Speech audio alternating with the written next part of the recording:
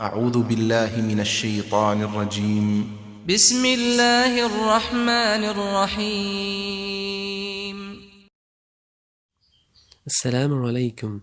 Calligraphy is the beauty of handwriting. It is the major Islamic art that was considered to give pleasure to the eye, joy to the heart, and fragrance to the soul. Since the earliest writing of the Holy Quran in Mecca, writers strove to produce properly correct manuscripts that were propitious for the honorable words of Allah. As a result of their efforts, masterpieces of the Holy Quran manuscripts survive in most of the world's museum. The Kufic and Nesk script were the two major scripts which were developed for Arabic writing. The Kufic script is the first script Arab calligraphers used to write manuscripts of the Holy Quran on parchment rolls. It developed in Kufa in Iraq in the 7th century. The Kufic script is square, bold, and squat with straight vertical and horizontal lines meeting at 90-degree angles, which omit the diacritical marks of vowels. Because of its own features, Kufic was used for writing on stones and the walls of mosques and metals. In the early days of Islam, the Arabs gave accomplishment to the Kufi calligraphy because it was considered as a divine script, but most of the regions were struggling to read and write the Kufic. This is the reason why the non-Arab region generated other Arabian scripts which could be easily read and write. A new style emerged, known to the history as Naskh, which reached popularity and was used side by side with Kufic. Literally, Naskh implies cancelling. It was given this name because it cancelled all of the other forms of writing and it started copying Quran as well as other books. Naskh was emerged mainly in the whole Middle East including Egypt as well as some western countries. It is still common in these regions because it got better popularity instead of decline. Ibn Muqalla established less complicated concepts such as circles, changing the angularity of Kufic and replacing the stiffness of Kufic to generate much easier the way of writing for copying the Quran. Thuluth script. Thuluth script was formulated in the 7th century at the time of Umayyad Caliphate, but it did not progress entirely until the late 9th century. The name means a third, maybe due to the proportion of straight lines to curves, or maybe because the script was a third the size of another common contemporary script.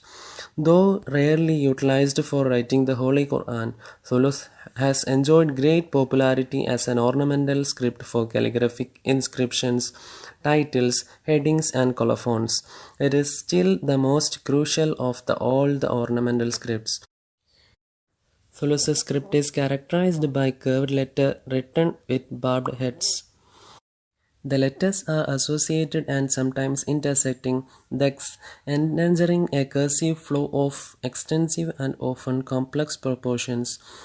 Thuluth is known for elaborate graphics and stunning plasticity. Thuluth assumed some of the features of the early Kufic. It was used to write surah headings, religious inscriptions, and princely titles as well as epigraphs. It was also used for many of the massive copies of Quran produced from the 13th century. It remains the most significant of all the ornamental scripts. Riqa'a script. Riqa'a is derived from the Arabic noun ruqa'a, meaning a patch or piece of cloth. The script was named thus because it was frequently written on little pieces of paper to petition royalty. It was developed from Naskh and Sulus. Nonetheless, Riqa has a close affinity with Sulus. Riqa developed in various directions. Riqa becomes less complicated. The geometric forms of the letters are much like those of Sulus but are similar with more curves. Riqa is rounded and densely structured with short horizontal stems, and the letter Alif is never written with barbed heads. Nastaliq script. When Persia initiated to recover from the Mongol destruction of the 13th century and Taimur's invasion of the 14th century, Taralik and its derivative Nastaliq appeared. Taralik was written with a wide reed pen obliquely cut and looks quite unlike previous scripts. Generally, it is the combination of short, slim verticals with wide horizontals whose normal length is exaggerated whenever possible, particularly at the end of the words. In the 14th century, Mir Ali Tabrizi developed the Nastaliq from the Taralik. It was a flexible style which was used thoroughly in copying Romantic poetry. Divani script.